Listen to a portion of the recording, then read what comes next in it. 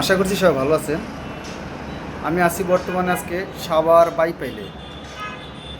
তো এখানে এসে আমি একটা টপিকের কথা আমার খুব বলতে ইচ্ছা করে আপনাদেরকে, সেটা হচ্ছে লিফটের সেফটি অডিট। আসলে আপনার লিফটের একটা সেফটি অডিট করা অনেক জরুরি বিষয়, যেটা আমরা বাংলাদেশে সচরাচর করে না। তো সেফটি অডিট কেন জরুরি এই বিষয়টা আমি আপনাদেরকে আজকে বলবো, আশা করি সাথে থাকবেন। একটা লিফট আপনি সচরাচর চলেন, ও তোর মতো চলতেছে তার মানে কি ও ঠিক আছে? আসলে ধারণাটা ভুল, ও ঠিক নেই। ওর সেফটি যতক্ষণ পর্যন্ত আপনি অডিট না করাবেন, না দেখাবেন, কোনো ইঞ্জিনিয়ার দ্বারা চেকিং না করবেন, ততক্ষণ পর্যন্ত আপনার গ্যারান্টি দেওয়া যাবে না যে আপনার লিফটের সেফটি ঠিক আছে। আর বেশিরভাগ লিফটের দুর্ঘটনা ঘটেই এজন্য, যা দুর্ঘটনাগুলো তো সামনে সরাসরি আসে না, হিডেন যে সমস্যাগুলো, এগুলো একসময় বড় ধরনের দুর্ঘটনা আকারে রূপ নেয়।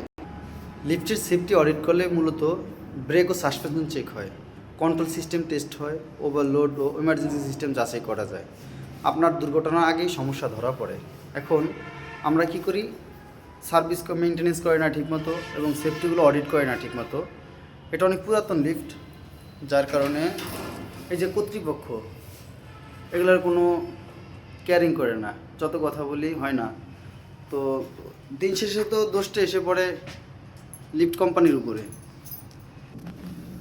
আমি আমার 8 বছরের লিফট মেনটেন্যান্স অভিজ্ঞতা থেকে বলছি, সেফটি অডিট জীবন বাঁচায়। ইনবক্স করুন লিফট সেফটি অডিটের জন্য। লিফটের সেফটি অডিট খরচ নয়, রিস্ক কমানোর বিনিয়োগ। একটি অডিট অনেক বড় দুর্ঘটনা ও আইনি ঝামেলা থেকে আপনাকে আপনারা যারা লিফট ব্যবহার করেন তারা বলতে পারবেন শেষ কবে আপনারা আপনার সেফটি লিফটের অডিট করাইছেন? যদি কবে অডিট করিয়েছেন, যদি এমন কোনো তথ্য থাকে তাহলে অবশ্যই আমাকে কমেন্ট বক্সে জানাবেন।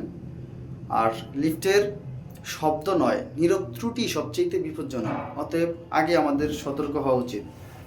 সবাই ভালো থাকবেন, দোয়া রাখবেন, ভিডিওটি বেশি বেশি শেয়ার করবেন। আসসালামু আলাইকুম।